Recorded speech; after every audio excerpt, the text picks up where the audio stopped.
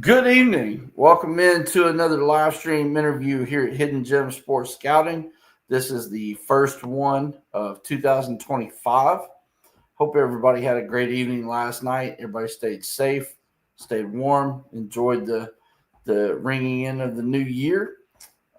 We are coming in with a late night interview. We've got Cameron Jones here with us. Cameron is uh, new client. He's a defensive back, safety, cornerback from East Central University. Um, he has already spent time playing overseas in the European, um, as we would call it in the military, the European theater. He spent time in the German Football League and the Polish Football League. So, without further ado, we're going to go ahead and welcome Cameron in and take some time to get to know him. Cameron, Happy New Year. Welcome in. Thanks for taking time out tonight, man, to do this interview. Yeah, man. Happy New Year too. Glad to be here. Glad to be here. I appreciate your time, man. What's been going on? How was the Christmas holiday, and how was it last night ringing in the New Year? Christmas always, it's a little stressful. You're always spending a lot of money that, you might not have, but it's always good to see family, eat good food. But New Year's was good. I'm just happy, just another year of good health. So ready to see what the next year brings. There you go. There you go. So, again, we're here with Cameron Jones, and I know we got people watching. If you have questions that you'd like to ask Cameron, please feel free to put that in the comments. It'll pop up over here. We'll take time to address those comments. If you're a coach, scout, general manager, player personnel director, if you want to extend a contract offer, workout invite, camp invite, please feel free to send that across as well. We'll be happy to pause the interview and address that as those things come across. Cameron, you spent time recently overseas. I believe you were in the German Football League level 2 most recently. Um, I believe the Langenfeld Longhorns. Hmm. Okay, Correct. you were over there with I believe Yannick Steger, Hmm. Yep. and I guess you played for Coach Michael Happ, which Coach Happ is no longer with the team now. Hmm. He's moved on to another team. So we've sent some guys to Langenfeld in the past. That's why I'm pretty familiar with the organization. And you spent time with the Solingen Paladins, I believe, also. Yeah. Zolling. Yep. Zolling Paladins. Yep.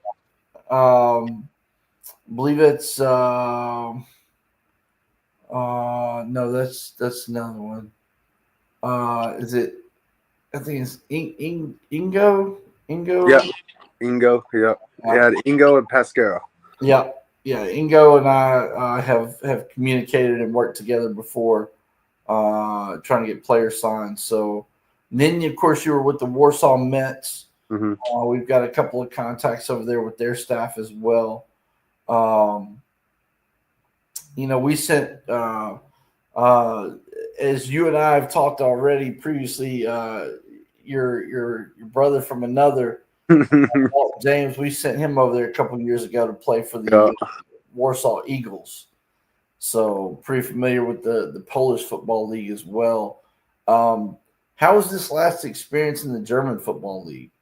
It was fun. I enjoyed it. I got to meet new people. It's kind of crazy though because Zolling and Langenfeld, whenever we were both in the when I was there the first year, they were actually our rivals. So it was like that's who our derby game was. It was against Langenfeld, and it's kind of crazy because one game I got to pick, and I made it through the horns down, but it wasn't no hate between us. It was just it's football at the end of the day, competing. But being over there, it was fun. We had a lot of good competitors, and it kind of sucked it didn't go our way. But hey, it's football. Anything can happen at the end of the day. But as long as we keep fighting and keep applying pressure, that's all we can do. Yeah, yeah, absolutely. So, how did you find your way into the European theater with American football right out of college? So I knew a guy I played college with. He was a linebacker. He took a couple years off, and he ended up getting a contract to Zolling, and he played there a year while I was playing my senior year, and he just kept hitting me up throughout the season. It was like, "Hey man, you ever thought about playing football overseas?" And I'm like, it's kind of far, man. Like I don't know what I want to do. And then eventually got it towards the end of the season. He's like, "Hey man, like what you gonna do?" Like they're asking if you want to come out here and play. And I was like, you know what? Why not? I get to play football, go travel the world, and hey, I get to go play football another season with one of my friends that I played football with. So I was like, took the opportunity, and I'm forever grateful for it. I'm glad they took the chance on me and put their trust in me and brought me over there. There you go. Absolutely. So, what was it like when you got to Germany? Was that the first time? Well, obviously not the first time. But these experiences in Germany and Poland, is that your first times out of the country, or had you ever been outside the country before? Or No, that was last year when I went to Zolling. That was my first time on a plane. really? Yeah, that was my first time on a plane. It was I believe it was 11, a little over 11 hours. So it was a rough little plane ride. We went from Dallas to Istanbul, Turkey, then had a little layover there. Then from Istanbul went back to Germany. But it's fun. I didn't think I was gonna like flying as much as I did, but I love it. And I wish I had all the money in the world to go fly everywhere every day. But it is what it is. But it's definitely it's a good experience experiencing how other cultures live. And it's just like seeing how the other side of the world is what they're doing. It's just life's so different from how we're living to them. You just got to really experience it to actually understand it.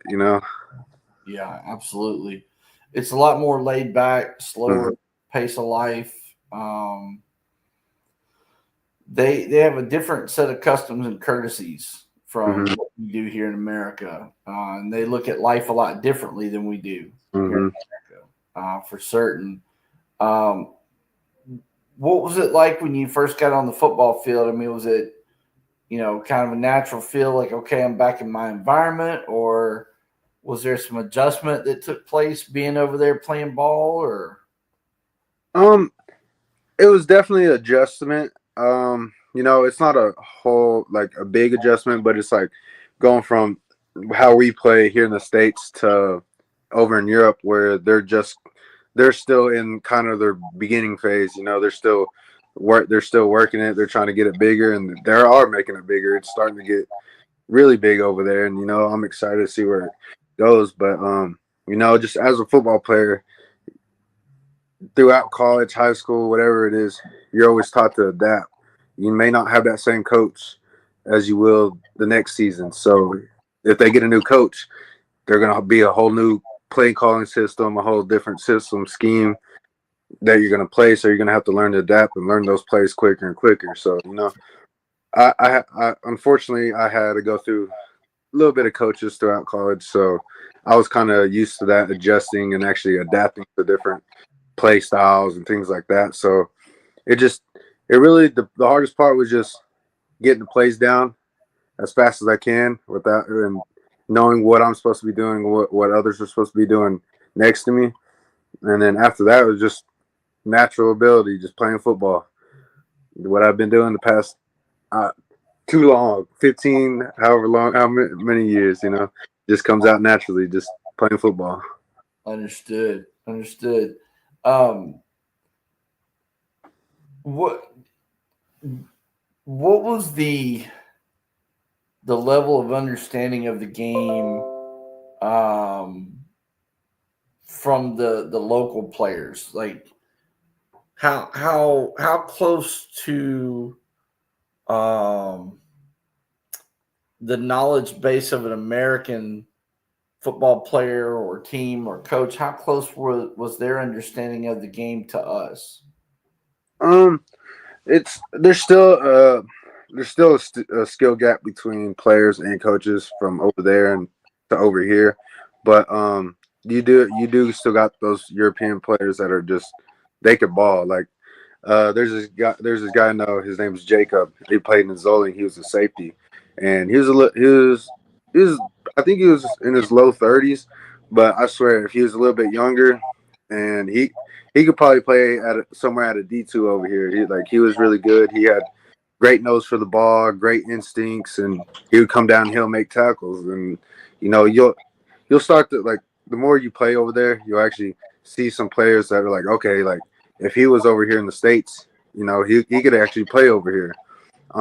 But I think it's just a lot of it's really over there. It's who takes it serious because I know a lot of people that they just do it for fun. They'll go to work, take care of the kids, show up to practice, and maybe it's just for an Instagram photo. I don't know. But then you got some people that are hitting the Americans up saying, hey, you want to get extra work? Let's go to the field, get some extra work. And it's always nice having those players around because, you're getting better too. It's not just you out on the field getting work. It's you and the people that you're trying to build a bond and a connection with that are going to be out in that field with you Saturday. So it's always great. There's there's good caliber players over there. It's just they're all underlooked because they're in Europe, so it's just they're still trying to catch up to us, and it's fun watching everybody play because some of them they like to hit people, they just like to play, and it's always fun playing with them people. Did you find that they would come to you a lot wanting to pick your brain or understand things that you have learned about the game fundamentally, technique-wise, schematically? Was there a lot of that, like conversations wanting to pick your brain or? Oh yeah, definitely. And there's a lot of moments where it was like I felt more of a coach than a player, out on the field. But at the end of the day, the European teams, though, they bring us over there to expand our knowledge of the game that we've gained throughout our years of playing football to actually help them. Maybe even some of the coaches help them understand stuff, position coaches, and even the players. Like there's been plenty of times where in the middle of a game, I have someone, they may have got beat on a third and 8, and they're like, man, what could I have done different? Like, hey, man, just be a little more patient, play the sticks. And, sometimes it's going to take a little bit for them to actually understand why they're playing the sticks. But as long as you're breaking it down, and that's when the extra work comes in, like after practice, staying in, talking situational stuff. And then a lot of them pick it up pretty quick as long as you're actually trying to help them understand. And, a lot of the times you can't talk fast because, there's that language barrier. And if you're talking too fast, they might look at you and like, I don't understand you. So you got to slow it down. But there's definitely a lot of players that they're trying to pick your brain because they want to get better as well. And, it's a little bit easier for them to get into the European League of Football. And a lot of them, they are trying to pursue that.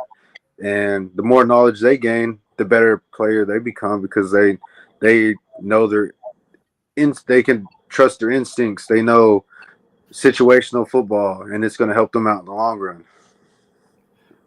How seriously did you take being an ambassador to the game and being that informational point, that extra coach, that person that could help maybe impart some wisdom and teach a fundamental or technique?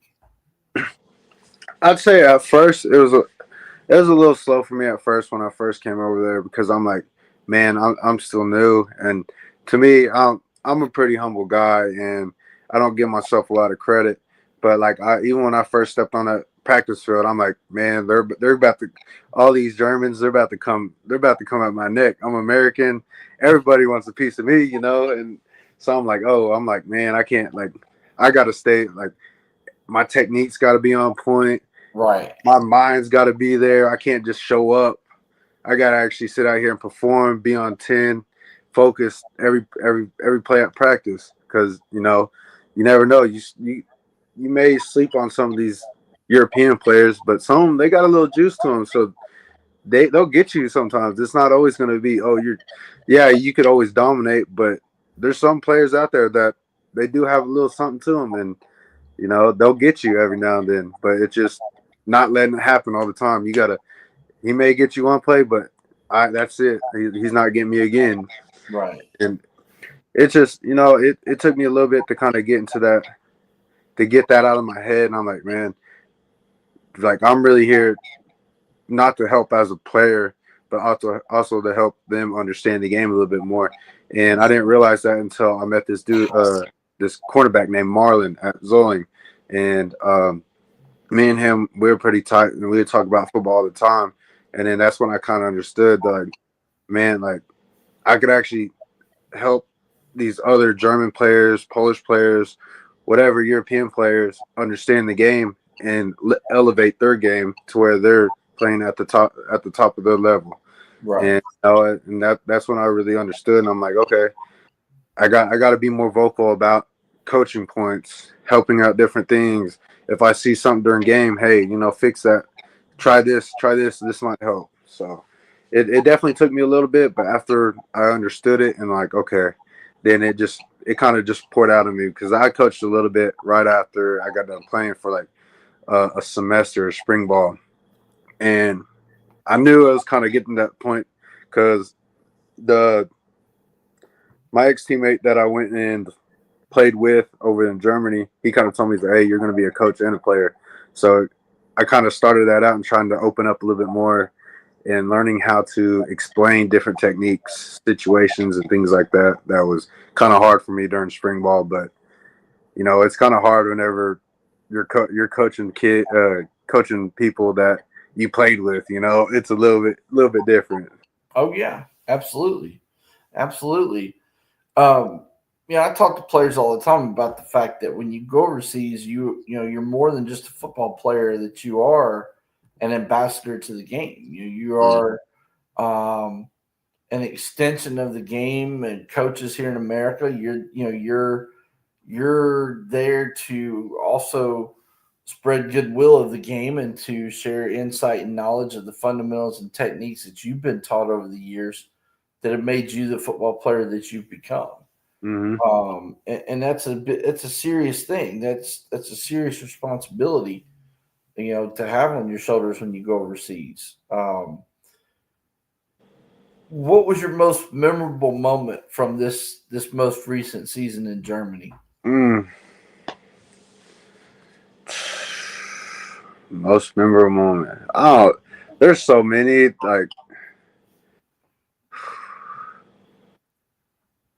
I'd say it's not. I mean, it's a little bit of good and bad, but so we played this team, Cottbus, and the first play, I knew this is gonna sound bad. I knew they were coming to me, but it was me and this American. He's from Wisconsin. I can't remember his name, and he had a little bit of juice to him. Like once he got top speed, he could go. And I knew they were gonna run a fade, but I was like, I don't think they're gonna run a fade. He ends up doing it, so. He throws it to him. He ends up catching it. I'm like, all right, I had to lock in. I was like, there's no more. I can't not. This isn't gonna happen. I was like, I knew it was gonna happen. Like, there's no reason why he should have caught that. And then after that, he didn't get no more catches on me. I think he targeted him like 8 plus more times. A couple times in the red zone. Got it. I think that was my most PBUs. That was that game. I think I had like 4 or 5, and I almost had a one-handed pick. Yeah, I was playing press. He gave me a little outside release. I was patient on it. Got him, kept him in front of me, and I saw the ball come, and I tried to reach back one-handed. I should have went up with 2 hands, but hey. But I don't know. There's so many memorable moments. Playing with the team, watching the other teammates have that success. That's what football is about. Is just enjoying it as a team. And what I always used to tell my QB in college before I even played a game, I was like, hey, man, if we're not having fun, we're not playing football. So, if you're always stressed out during the game, not having fun, you're not really playing football. You're just I don't even know what it is at that point. But, if you're as long as you're having fun playing football, that's what makes football enjoyable. Absolutely. Absolutely. What about in Poland? Did you have a favorite moment over there, or Poland? What was my Man, Is there a moment that stood out during that time, or? I don't know. This year just feels like a blur. It's like it felt like it happened so quick. I blinked my eyes and it was over with. I'm like, oh my gosh. I'm like, I'm already back home. I was like, I wish there's definitely a lot of times where I sit back and think, I was like, man, I should have enjoyed all those moments, instead of just trying to be football, football, football. But hey, that's what it is. It's like they brought us out here to play football, so you got to be football, football, football. Yeah. But trying to think of I think my favorite memory was probably when we played Bialystok at home, and I actually got to beat QB because our QB wasn't playing that game. And Man, I mean, I think I threw for 298, and we actually had like most of our receivers were like junior players. They're like under 17 years old, okay. and there were some studs for those junior kids, and they actually won the championship this year. So shout out to them. Nice. But yeah, hey, I got to play QB. I haven't played QB since high school, so it was fun, just having fun, letting loose on the other side of the ball. So let me ask you. Let's talk about friendships and stuff. Back in 2018, one of the first, I sent two guys overseas. I sent a linebacker from a Division III school to Poland.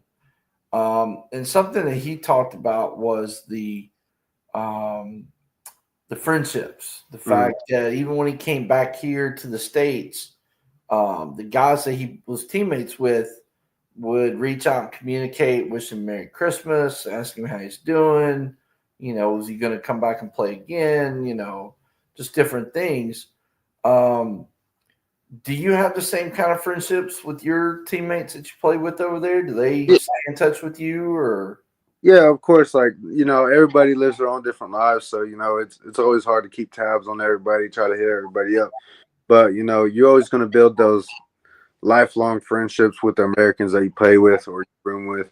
But you're also, when you go over there, you're going to meet so many people, and throughout that team, you're going to hang with probably 10, 12 guys a lot. And, there's a lot of people that I still try to keep contact at Poland and in Germany as well. Like Marlon, you got Maciek from Poland, Warsaw, Chris from Warsaw. Man, there's just so many people. Tomek, he's a running back from Warsaw as well, and he actually went over and played in Berlin for the Berlin Rebels. So he got an opportunity after our season to go over and play in the GFL. He said he enjoyed that, and it's just, I don't know, just you meet so many people that it's dang near hard to keep track of every person, because most of the time you're with them all the time if they're not at work or weekends, footballs, whatever. Right. And so we spent a lot of time with our teammates in Poland. Me and our the American QB, we spent a lot of time with them, and it's just it sucked having to leave because it felt like you're leaving one of your best friends behind. But oh yeah, absolutely. But there's always times where you could travel. So hopefully, sometime in the near future, I can make a trip back to Warsaw and go see them again. Yeah, absolutely. Let's kind of jump back to the beginning of your story. Talk about where you're originally from, and kind of talk about where you played your high school football. Okay. Yeah. So I'm originally from Sulphur, Oklahoma. It's a small town. Like, I don't even know how many people in it. Basically, everybody knows your business. It's getting a little bit bigger now, but it's still the same old small town Oklahoma. So we're a 3A school, which I graduated with 117 kids maybe, and we were the biggest school or biggest class. And so I played under he's a legendary coach in Oklahoma called Jim Dixon. And, basically all he taught was hard-nosed football. Would run the ball a lot. But at the end of the day, you just got to beat us. You got to be tougher than us. And that's kind of how I got my game of just hitting hard, going for the ball, just put my nose on the ball, try to make a play. And yeah, that's all really all it was just hard nosed football. I enjoyed it. It was a little bit tough getting out, but luckily I had a college right down the road, and that's where I got my offer as East Central. Stayed close to home. Sometimes I wish I would have went venture a little bit further, but hey, now I'm doing it. I'm venturing further than I ever would have thought. So I'm grateful for all the opportunities that I got in high school and college. I mean, it got me to where I am today, but at the end of the day, I just small town football kid just living the dream. So did you play like in an 8-on-8 system? I know Dalton told me that he played in an 8-on-8 system in high school. Was that the same for you or no? No, it was 11 man. So Dalton was kind of like where my college is now. In Ada, it's kind of like 10 minutes east of that. Yeah, 10 minutes east of it, and that's where they had the little 8-man. It was a little bit smaller school, but fortunately for us, we were 11-man school, so we're just 3A. So I think it was the 5th class from the bottom. Okay. Because I think they got B, A, 2A, and then 3. So 4th class. Okay. Yeah. So fortunately, we were 11-man football, so I got to get all the little skills. I didn't have to start out at that 8-man. But hey, I've always wanted to try 8-man, but I was like, I knew Dalton and you kind of grew up in the same area, and so I knew he had told me that. So that's why I wanted to ask you, if you played in the same system in high school. Yeah, well, we ended up playing. I think he transferred his junior year, and I was a sophomore, and that was the first year I played with Dalton at Sulphur, and that's I think that was the first time he was introduced to 11-man, and so we played on the field my sophomore year while he was a junior. Yeah, and then I think we played 2 years together, so he was a senior when I was a junior, and then I think after that, I can't remember where he went to college to. I can't remember what college he went to. It's been so long. Missouri Southern State. He went there right after high school? No, he went to JUCO, Saddleback College. Yeah, that's right. That's correct. And then he found his way to Missouri Southern State. Yeah, that's right. So when you were in high school, were you a starter out of the gate, or did it take you a year or two to kind of acclimate to high school football before you became an impact player? Or yeah, so my freshman year, I didn't get onto the varsity. Sophomore year, I ended up starting as a defensive back, safety, and I started there, and then every now and then I get thrown at tailback here and there. But at that point, I was just a 5'11", 165, 70-pound kid, But I just love football. I was fast. I wasn't scared to hit, and I kind of had a nose for the ball, so I was just kind of roaming a little bit, covering my guy every now and then, running across the field, making good tackles, save touchdown. I believe that year I think I had 6 picks. Okay. My sophomore year. If not, it was my junior. I don't know. I can't remember all the stats. But, yeah, I ended up starting. I was a starter on defense my sophomore year. Then junior year, I was ended up being starter on defense and then rotated in a little bit more on offense as a back. So I was kind of that slot receiver / running back. So I was kind of doing a little bit of all. And then my senior year, I was just straight QB. We had basically it was just some type of 20 personnel. Like we always had 2 tight ends, motion over, just try to run it down your throat. That's all we try to do every now and then. Throw up a couple passes, but most of the time it was just running. We had a running back. He went to NEO to play linebacker, and then South Alabama to play linebacker. All American there his first year as I think a sophomore at South Alabama. But yeah, we had us. We're just just a hard, tough football team, and we try to do just pretty much just run it down everybody's throat and try to score as many points as we could. But it was rough that year because I didn't play a lot of defense, so I wasn't getting a lot of looks in college. A lot of teams there want me at safety or corner, but I wasn't getting any really reps at that besides maybe a game or two. But other than that, it was just strictly offense. Well, that's what I was going to get into in just a second. In high school, what kind of awards and honors did you end up with? All conference, all county, all state, all region? I was I know in our region, I believe I was I don't think I was the offensive MVP. I was a co-offensive MVP because our one of our the teams that we played, they had a QB that ended up winning it. So I was the co-offensive MVP. I got a few Player of the Week awards. One was for special teams. It was punting. I had like 4 punts inside the 20 one game, and I got a few district awards in baseball.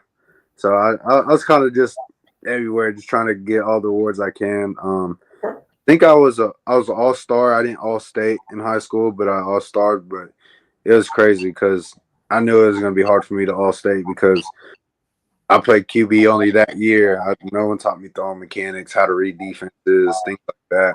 And that year, we had a pretty good, pretty stacked 17 class of 17 in Oklahoma. So them QBs, they're already developing through middle school and high school. Whenever I was just trying to develop throughout my senior year at QB. So it was tough trying to beat them, but they were more of throwing, but I was just running it. So I had a few hundred, had several hundred yards in passing, but nothing like them. They were having like 2,000, 3,000, 4,000 passing yards. So it was tough. It was tough to beat them out. So, what was recruitment like for you coming out of high school?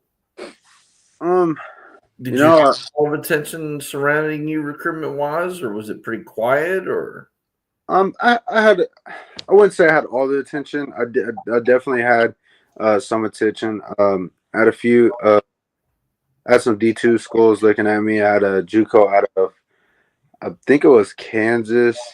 And then I went to a camp before my senior season, and it was, I think NEO was there, Missouri State was there, and I believe Kansas was there. But I ended up like the last play of the camp, I ended up twisting my ankle. Some kid rolled me up when I was at receiver, and I heard it pop, kind of limped off, had to get carted off, ice on it, and then the Kansas coach recruiting's kind of cutthroat because I'll never forget it.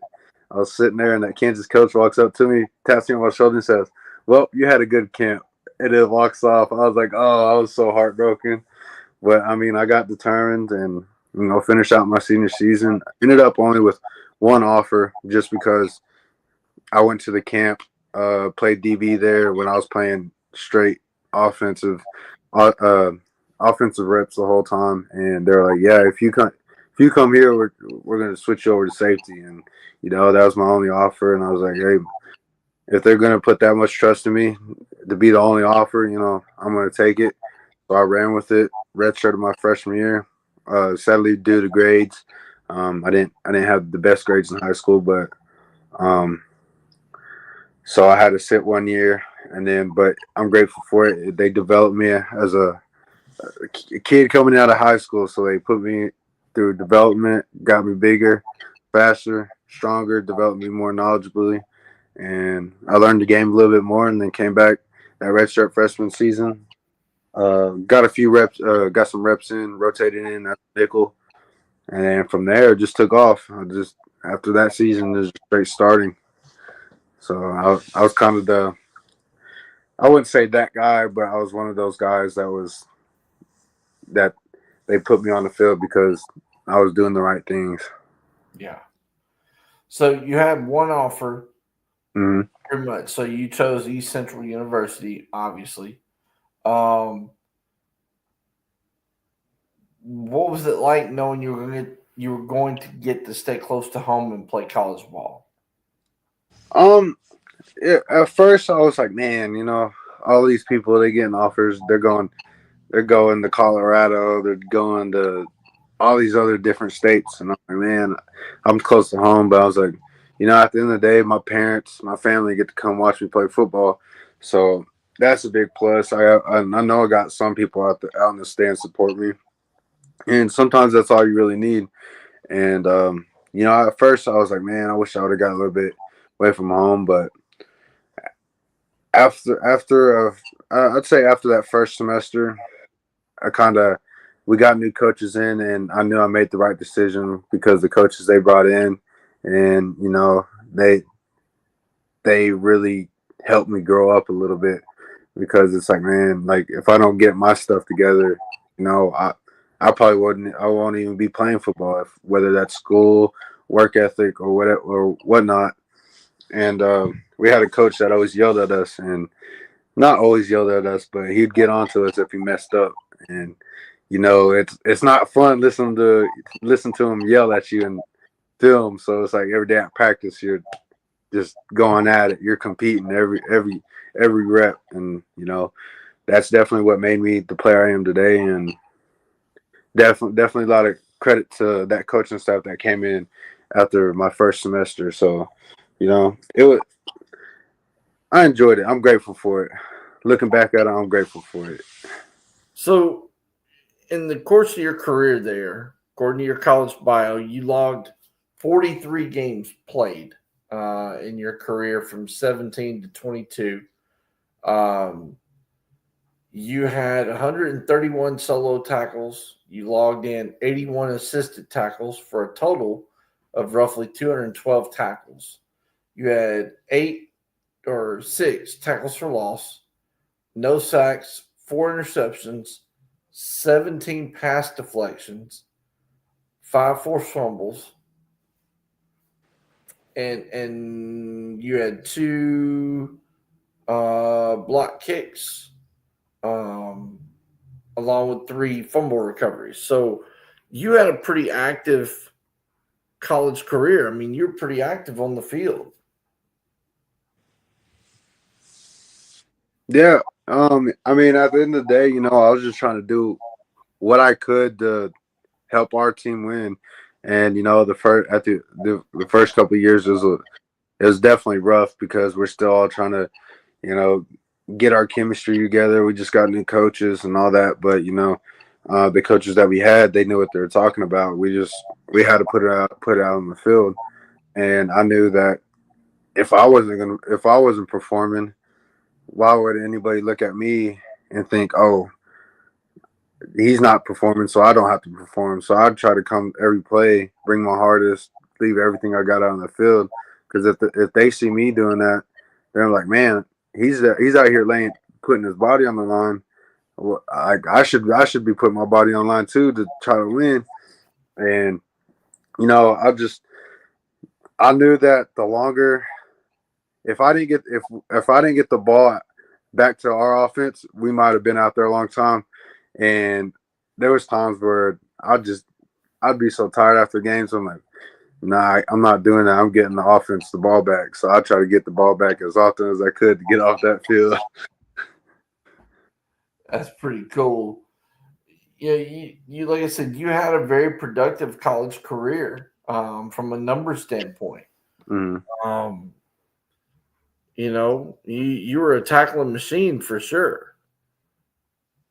I just love, it's controlled chaos. You legally get to hit somebody. It's I mean, yeah, quite a few. So talk about any kind of awards and honors that you might have gotten during your college career. Now, I know of a few that I was able to find and verify. Um, the ones I was able to come up with, 2018, you were the GAC Special Teams Player of the Week in October of that year. 2019, 2020 Defensive Skills Player of the Week. Mhm. 2021 Defensive Skills Player of the Year. I said Defensive Player of the Week. It was Defensive Skills Player of the Year, 2019-20, 2020 and 21. 2022, you were all GAC honorable mention. 2022, you were part of the RV Heritage Bowl champion team. So, is there anything we're missing when it comes to your awards and honors in college, or? I know I've got a couple of GAC Players of the Weeks, like during, I can't remember what years. I know one year I got 2 picks in one game, so that earned me the a GSC Player of the Week. And then that the block punt, one of the block punts, I blocked it and then returned it for a touchdown, scoop and score. That earned me it. But I think other than that, that's really everything. Definitely didn't get as many of those awards I like. I would have liked to, but that's solely my fault because there's things that I could have done in some games that should have got me that. Yeah. No, that's totally understandable. Totally understandable. So you log in 43 games played over a what, 4 year Yeah. career. It was like 17 to 22. So Okay. yeah, 5. Gotcha. Let's see. I'm trying to look. I probably should have. Probably should have read over this just a little bit more. Let's see. You led 2020. You led the team with 16 total tackles. You were ranked number 1 on the ECU career punt return touchdown list.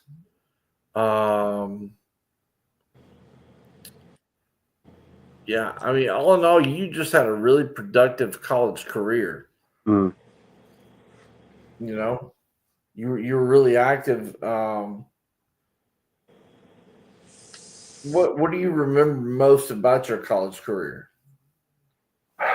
I'd say definitely. I don't know. I really remember the whole process. Like when I first got there, we started out maybe winning 2-3 games, and then after the new coaching staff came in, we had that 2-3 game win season. Then the next season, I think we ended up getting a 7 no.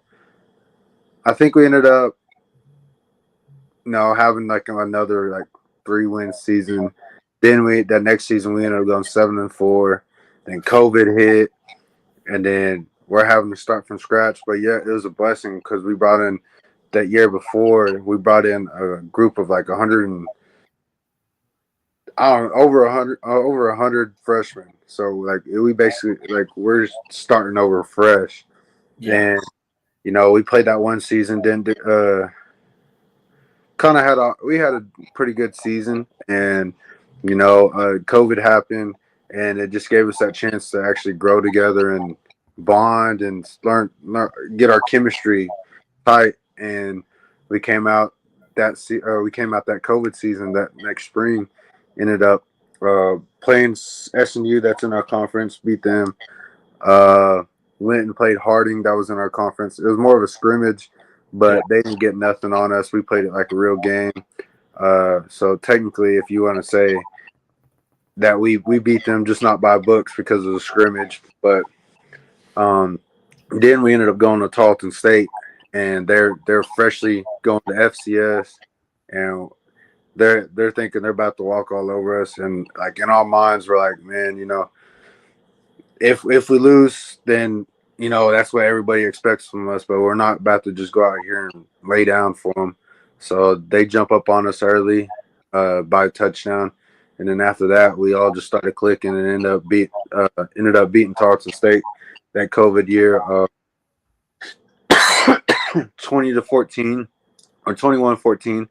So that was a big turning point for us throughout our whole careers, and then we had another season. I think that season was a little bit. I think that was the 7-4 season. Was after COVID. Okay. And that next year, all of us stayed together. We've been playing forever. Everybody's mature now. Learned the game. Then we go play. We go win a bowl game. So that's definitely one of my most.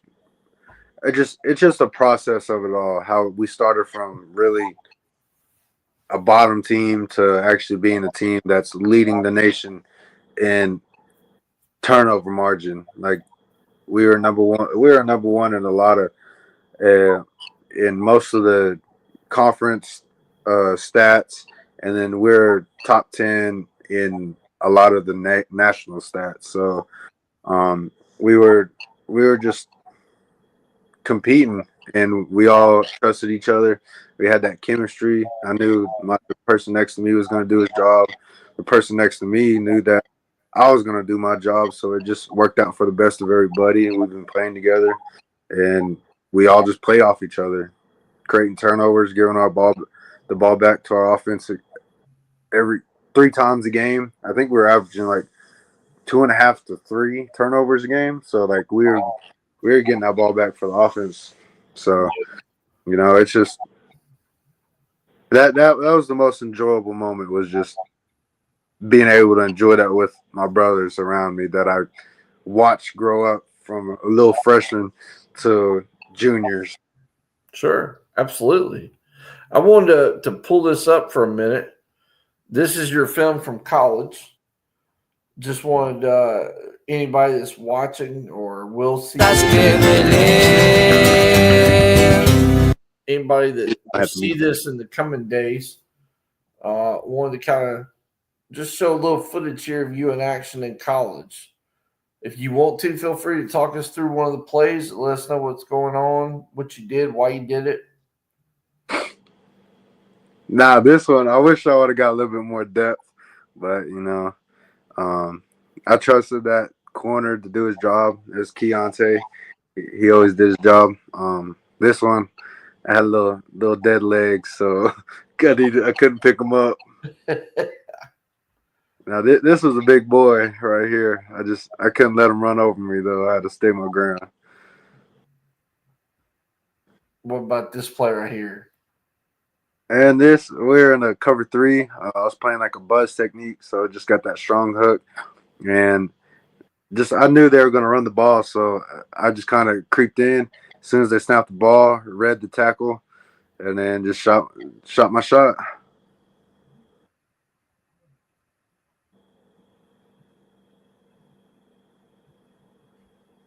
So talk to us about some of these others. Okay, this one, man, the Southeastern. We don't like Southeastern, so I got lay hurting on some people. This one is a little different. I was in a post and I just see him break through the hole in the middle, but I knew, hey, I got my other safety on the right side of me, so I can't let him cut back. So I just stayed on the inside hip, and then he tried to cut back inside of me, but I was right there and hit him square. Here, I don't know why the QB thought he could truck me. I don't know what he was thinking.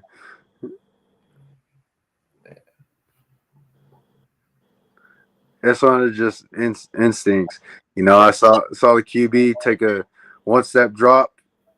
I took a peek to that receiver. I saw him do a little stick route, broke on it, drove there, and got it before the quarterback could even get there. This one I should have been a little bit more fast on outside, but Hey, still made the play. This one, just trying to get off blocks.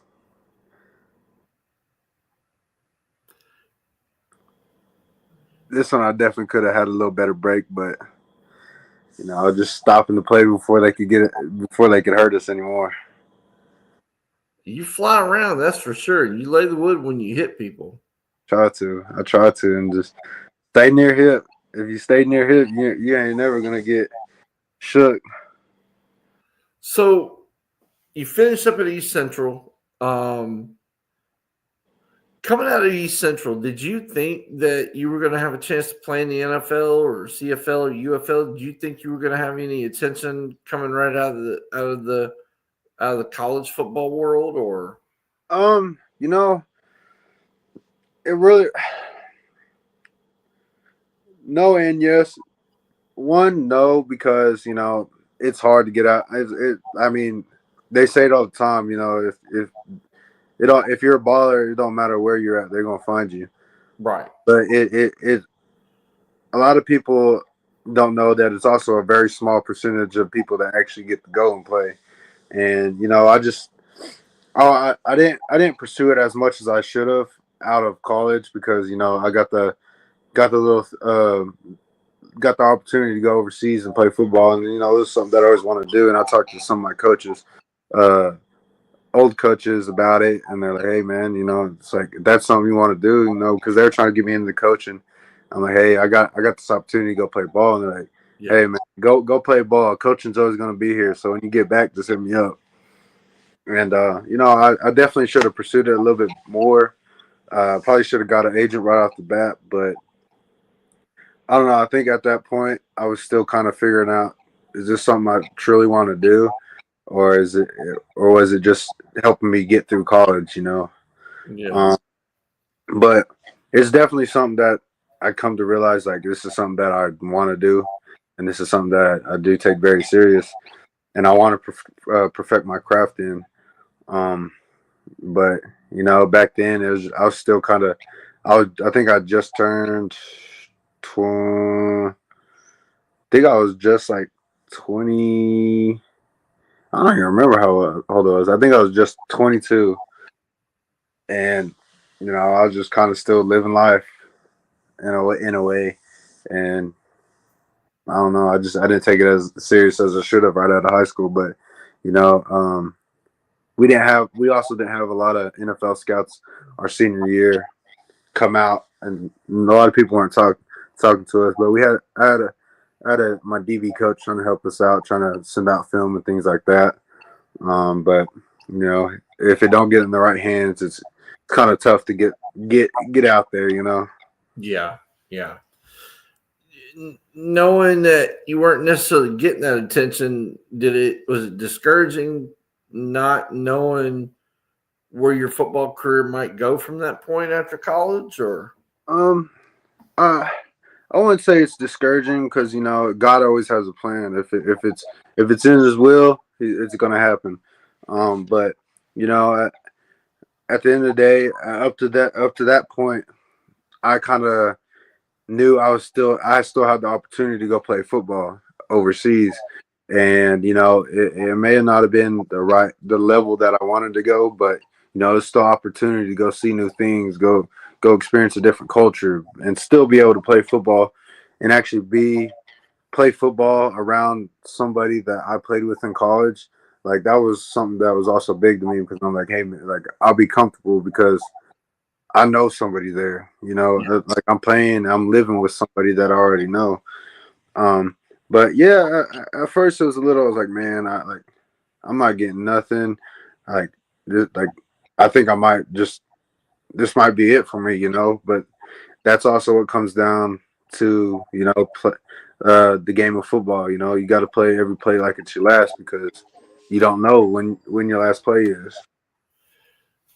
let's talk about some of this film here. 70 tackles, 13 pass breakups, 2 interceptions, 4 forced fumbles, 3 tackles for loss, 2 fumble recoveries, 770 all-purpose yards, and 4 TDs. I mean, that's pretty impressive numbers, truthfully. crazy thing was over in Poland most of the season. I was one handed. I broke my hand the first game, but still had to play. So, Didn't have to play, but chose to play.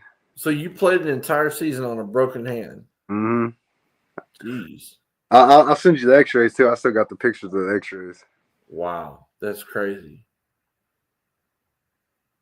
And just staying on top, turn on time, staying that top hit. How did you break out of the or not? How did you block out? I should say, the pain and discomfort in that hand. A lot of adrenaline plays in the part. I took maybe an ibuprofen before the game and an ibuprofen at halftime, but most of the time it was just off pure adrenaline. Like, you gotta get yourself psyched out, and I made sure that I try to wrap it up as tight as I can, and limit as much hitting with that hand. So I'll try to go on with the right side and use the right side of my body and arm. Try to utilize that more. But most of the time it's just instinct, not instinct, just adrenaline and just playing the game of football. If you're playing at a high level and you're giving it everything you got, all the other pain from whatever it is going to drain out what's actually hurting. So Yeah, that's understandable. So just watching a little bit of your film here. Take us through a play right here. Tell us what's going on. yeah, this is what I was talking about. So he gives me a little something, so I stay on top of him. And I remember I was like, man, he can't get around me. He can't do nothing. So I ended up looking back and I see the ball coming, and that's when I try to reach out and grab it. I should only have two hands, but and then that play right before, I remember seeing he was uncovered, and I was really supposed to play like a middle of the field Robert, but I know nobody's on him, and I'm like, this is easy pitch and catch. So then that tight end, he runs to the sticks, and that's all he needs for a first down. I see him stop, so I broke on it, and sure enough, that QB threw it. So I got a little pass breakup. So let's. I'm gonna pull this other one up here. This one I believe is your 2023 tape. Correct. Yep. GFL First 2. year. You've played strong safety. You played corner. Which position are you most comfortable at? Honestly, I'm starting to love corner. I had a DB's coach. His name's Devin Golden. Coach DG. He's at UTPB right now, University of Texas Permian Basin. Yep. So him and Coach Yo, when DG was coaching us, he would have all the safeties and corners, like footwork, doing corner drills. Like everybody was, because we played a lot of man, and if you can't cover anybody man, then we can't do much because we got all these blitzes, pressures, and things like that. And so he perfected my craft, and me actually going over to Germany and playing corner. They're like, hey, you got to cover this American. I'm like, okay. Like I enjoy doing all that footwork, working on cutoffs, things like that, staying square, patient at the line, things like that. Yeah. And it brought back so many memories. And just at that corner position, you're really it's just a one-on-one every time. And that's something that you want is a one-on-one. Say, throw me the ball, or throw the ball my way. And that's what I enjoy. I was like, I like that one-on-one matchup. Throw the ball to your receiver. Right. I bet he's not going to catch it. And then just that competing. Yeah. But safety's fun too because you can lay some hits. You can come downhill. But definitely corner's been fun. I've enjoyed corner. It's a little bit more competitive in my opinion. Okay. All right. Now, you've had a chance to play overseas in the German league. You've had a chance to play in the Polish league.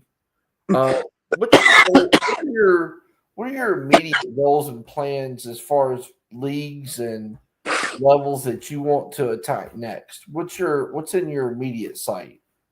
You know, I've always thought about the LFA, like in Mexico. Definitely talked to some people in the the indoor football league. I know someone over at Green Bay. He's a wide receiver, Harry, and I talked to him. And I've gave some thought about that. Definitely CFL would be cool. There's just so many leagues and so many different levels, and a lot of these teams are playing at high levels, and it's just so hard to try to wanting to get in one, and it's trying to figure out which one to either try to go for or whatever it is. But there's a lot of different leagues, and I just want to play football at a high level. Yep. And it could be I don't know. I just want to play football. I want to play football at a high level. Okay. All right. Talk about your off-season training program since you've been home. How many days a week are you training? Talk about what you're focused on each day. Go into your nutrition program. What does that look like? Are you adding muscle, weight, taking it off, leaning out? Discuss what you do for your flexibility program. And then lastly, talk about your recovery program. What kind of things do you like to do for recovery? Whether that be ice baths, cryotherapy, cupping, acupuncture, whatever it may be. Mm. No, yeah. So definitely, I try. So little, when the holidays around, it's a little tough trying to, especially with work and all that. I work at a dealership, so I work 11 hours a day, and it's always hard to find that time either during it, before or after. But I learned that you got to go in the morning. You got to get out of the way, because if you get off work, you might not even want to go to the gym. So you go there early in the morning, go get your lift in. So at first I was doing this CrossFit gym near my hometown, and I was doing that for a little bit. But then I ended up moving up here, Ada, with my girlfriend, and I found this gym. It's here in Ada. It's basically like a CrossFit gym, but they have their own stuff. They got turf, pretty much anything you need in there. Okay. And so I've been trying to hit that gym every day. I've been going at nights lately. But as far as like workouts and stuff, I have a strength coach, or an ex-strength coach that that was here as a GA, and he's actually a head strength coach at Pittsburgh State in I believe it's Kansas. Yeah. And so I had him send me a little kind of a workout plan that they were going through when I was over in Poland. So I've been sticking to that. It's basically your normal football workouts. You got your squats, front squats, cleans, muscle snatches, things like that, bench press. And I'm trying to right now I was in that bulking period, because you get back, you kind of as soon as you get back from football, it's like straight holidays. It's like you got all these holidays coming up. You're like, man, there's so many things to do, so much food. But now I've definitely started to cut a little bit more. I'm trying to get on a little this protein diet. Been trying to take some protein. Been eating a lot more cleaner, a lot more meat, chicken, things like that, of that nature. I've been eating a lot of salads with like chicken salads lately. It's been the top go-to right now.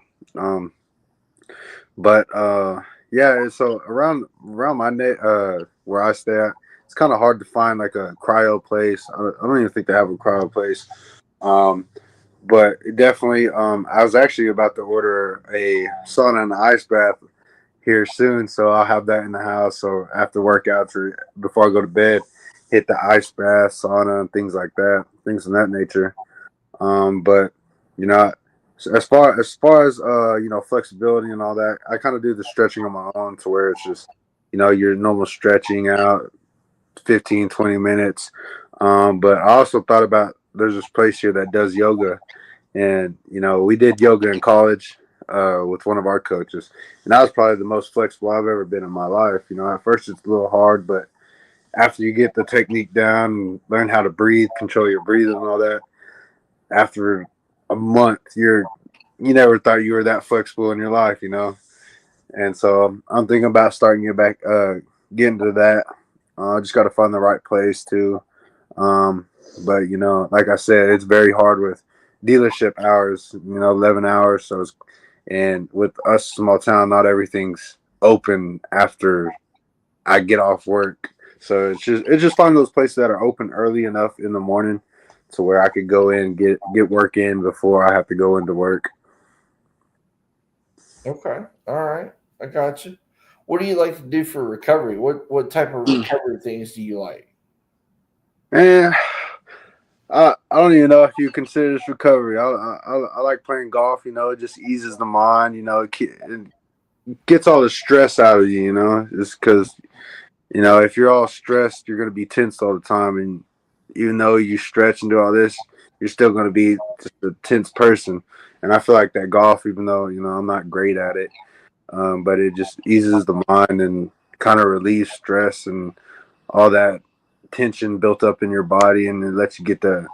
To me, it resets me so get ready for the next week or whatever the case may be. Yeah. I just, you know, I like relaxing because as long as I can relax, ease my mind, and kind of stray away from what's happening at work or what's happening in the real world for a little bit. As long as I could kind of relax, get that weight off my chest, and eliminate that stress and tension that I have in my body. I feel like that allows me to kind of perform at my best. There you go. There you go. Um, on the field, there's typically two types of leaders. There's typically the loud, boisterous, rah rah leader, your Ed Reeds, your Ray Lewis's, and then there is the quiet, reserved, bring my lunch pail to work, lead by example type of leader. Uh, I want to know which type of leader are you and why do you believe that? Mm. So honestly, I'm not a big rah rah guy, you know, because typically, in my opinion, you know, I don't want to be that dude that goes rah rah and then you know I'm not doing what I'm supposed to be doing, and then everybody looks at me like I'm stupid because you know I'm over here being uh, a hypocrite. I'm telling them to do something when I'm not even doing it. So I definitely tend to lead by example, but you know, there's been a lot of times where you could ask some of my former college teammates, like DB wise, like Key and Don. They're the top corners that we had, and there's times where they'll mess up in practice, or they're slacking off in practice, or they get a ball caught on them in the game, and I'm like, hey man, like I'll get onto them a little bit because I'm like, you know you're better, like what you're performing, and like I'll get on some people, but most of the time I try to let my play do the talking and lead by example because as long as I'm out here going fast, giving everything I got every play, then they know that like okay, then if he's doing this, I need to do it because there's no reason why we shouldn't. And you know, a lot of people, even the coaches that I've had, they've always told me this, like, you know, he's not really a rah rah guy, but he leads by example. He leads by how he plays, you know, and Sure. you know, I, a lot of people don't like that rah rah guy, and it's always good to have you know that person on the team. But Right. I tend to feel like I play better if I'm just let my play do the talking, and every now and then if I have to, then I'll step up and kind of say something to whoever or whatever needs to be said. I gotcha. Okay. Fair enough. Fair enough. Um, how important is it to you the image that you portray on and off the field to those who may look up to you and consider you a role model? You know, it's very important because you know it's funny because one of my buddies that I played with in college. He ended up not playing anymore, and every time I go see his parents, I remember the first time they met me, they're like, "You're nothing like you are out on the field. Whenever I watch you play football, you just seem like a vicious dude." Oh man, I said, I promise you, I'm like one of the kindest, most gentle person. Like I don't know, because I don't want to leave. I don't want people to remember me like I'm a bad guy, or Yeah. there's other words that you could say that, but they're a little bit more mature. But I don't want to be remembered that guy. I want to be remembered by an easygoing dude that you could talk to. We may not see eye to eye on some things, but at the end of the day, I'm not going to judge you because of whatever you got going on in your life. But once I step out on the field, it's kind of like a switch. I'm a whole different person. It's the game time then. But once I'm off that field, it's back to all fun and games, just enjoying life. Just we're all people at the end of the day. We all have our lives. We all have different things going. And Yep. if I could be the light at that, if I could just make you laugh, and just that part of your day makes everything better. I enjoy that. I enjoy being kind of that person that somebody could come to and talk to, even though they might just need somebody just to talk to, not even just listen. All they have to do is just listen. And I'm a great person like that, because sometimes I'm kind of to myself. So Yeah. but Good. yeah. Who do you look up to and why? That's a good question. I definitely say my mom. She does a lot for us. So it's me, my brother, and my sister. And going through college, she helped out a lot. And there was this time where I ended up moving into a house, and at first I was paying rent by myself. I was going to school, playing football, and working at Walmart, and I was paying rent. And then I remember one time, like, you could go to your mom for anything. And I was like, hey, I was like, I really want to try to pursue this football stuff, but it's kind of getting hard with this work, and I really don't want to move out. She said, you know what, you worry about football, school, you get that degree, play football, and we'll pay that rent for you. We'll do everything we can to help you, and you just focus on football, and we'll do everything else. And I'm really grateful for that, because it helped me enjoy my last year. I wasn't Absolutely. having to worry about going to work after practice. I wasn't having to worry about paying rent, having to make sure I'm at work, having to leave work to go to a meeting, things like that. Yeah. And it was definitely a blessing that she helped me out. And moms are always going to help you out. You're always going to be mom's little boy. So it definitely, my mom's the one I look up to. Same with my dad, though. He does a lot for me too. So when you're on the field competing, who do you model your game after? Who do you try to emulate? Oh, that's a good one. I definitely like Sean, what's his name? Sean Taylor. Definitely Sean Taylor. He hits people hard. Hey, we had a strength coach. He would always talk about when we would do workouts, our explosives coming off the line, like sprinter starts and things like that, coming at a 90-degree angle. He'd always bring up the Super Bowl Sean Taylor hit. He's hitting someone at 90 degrees going through him. So yeah, I'd say Sean Taylor. Shoot, try to be a little bit of Tyrann Mathieu, but Tyrann Mathieu's a little different. He was a different cat. So, but I don't know. I really didn't try to play like anybody else. I just tried to play my game, how I felt comfortable, and how I thought I could do things to the best of my ability. Yeah. Understood. Understood. Um, when the last game is played and your cleats are hung up for the final time, whether it's your body says, hey, taking a beating. This is as far as we go. Or you sit down, wife, girlfriend, family, whoever it is, and you say, hey, I'm ready to turn the chapter, turn the page and start a new chapter. Where does Cameron go next? What's your plans, your goals, your dreams after football? You know, I don't know. I sit here and ask my question because car sales is fun. I enjoy car sales, and the dealership that we're at.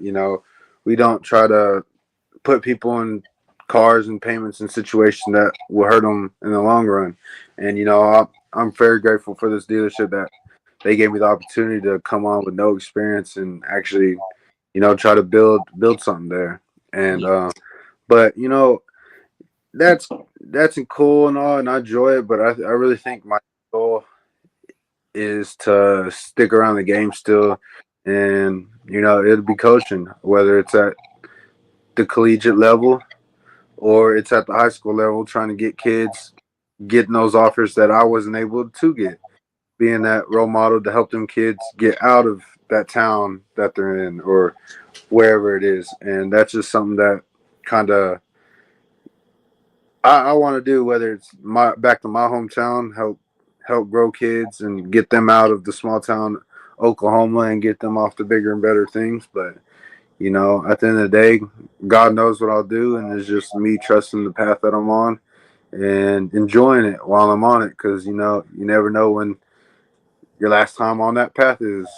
I could put last time I could play football is today, tomorrow, next year, the year after. We don't know, and you just gotta attack everything like it's your last day to doing it, and that's just my plan until I can't do it no more.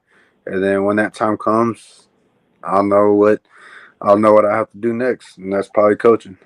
Understood. Here's a challenging question. This is the most challenging question of the day. I'm sure you've seen some of the games today. Mm-hmm. What was the most surprising out of the college football playoff games today? Shoot. I'd say the most surprising is my Ducks, man. They couldn't get nothing going. That Ohio State Buckeyes, they came with the chip out on the shoulder. So, props to Ohio State, but it was just tough for Oregon to get anything going. They had Dylan Gabriel contained. He couldn't do nothing. So it's tough, and especially when you got bigger receivers than the DBs. It's hard for the Oregon's DBs to cover them. But it was a good game. But man, that Texas game too. There's a lot of crazy things that were going on today. It's so hard to pick. Yeah, that was a really good game today between Texas and Iowa State. Arizona State. That was a really good game. I sat and watched it with my parents, and it was they were even impressed with that game. So it was a really good deal. The NCAA college football 2025 game has been out. It's been a big deal. So the last question for you is, A, do you own it? B, if you do own it, who are you running with when you play it? And C, what's your thoughts about the game in general? Okay. So A, I do not own it. For some reason, they don't allow PC players to own NCAA, so I think it's a PlayStation 5 and Xbox One type of thing. I'm still waiting on it, but I have played it. But if I was to pick a team, I'd stick with my Oregon Ducks. It sucks that they're out of the playoffs, but hey, it's football at the end of the day. Anybody could beat anybody on a given Saturday, Friday, Thursday, Monday, Tuesday. Okay. But I have played it. I have played it, and it's different. I don't know what it is about it. I haven't played it enough to kind of understand what's so different about it. But it's definitely a different game. But it's fun. I played it a few times, but it's fun. Okay. All right. But nothing beats the NCAA 14. Nothing. Okay. I'm tracking. Tell everybody what social media platforms you're on and what your user handles are and how they can get a hold of you if they want to reach out directly. Yeah, so I'm on Instagram, Facebook. I have a Twitter, but I'm not really active on it. And I guess WhatsApp, if you want to call that a social media. Also, I got a LinkedIn as well, but my Instagram is Cameron_Jones with the S3. My Facebook is just Cameron Jones. You'll probably see a picture of me, maybe in football gear. But I live in Sulphur, Oklahoma, so it'd be easy to find. I believe my Twitter handle is CamXJones. And then my LinkedIn, I believe it's just it may be Cameron Jones 3, I believe. Okay. All right. You can also find Cameron's profile on our website. That information has been scrolling at the bottom of your screen throughout the interview. Feel free to call us, text us, direct message us, email us with any opportunities that you have for Cameron. We look forward to hearing about any and all opportunities coming down the pipe for him. So I want to say thank you. I appreciate, I know it's late at night. I know you've had a long day. I appreciate you taking time out to sit down with me and do this interview. I'm very grateful and appreciative of that. And like I said, I hope that you had a great holiday season and looking forward to a bright and successful 2025. And we're going to be in touch with you here in the next day or two. We'll update you on some things that we know. But with that being said, this concludes another interview. I hope that you've enjoyed getting to know Cameron. If you have questions or comments or opportunities after this is over, feel free to send those across anyway. We'll be able to address that. And we'll look forward to seeing everybody back here again. I know it is Wednesday going into Thursday. Hope everybody has a good rest of your week and stay safe this weekend. Enjoy the football and stay warm out there. I know the cold weather's coming, so it's on its way. So with that being said, we'll sign off and everybody have a good night. Yes, sir. Thank you for having me. Hey, Cameron, thank you so much, man.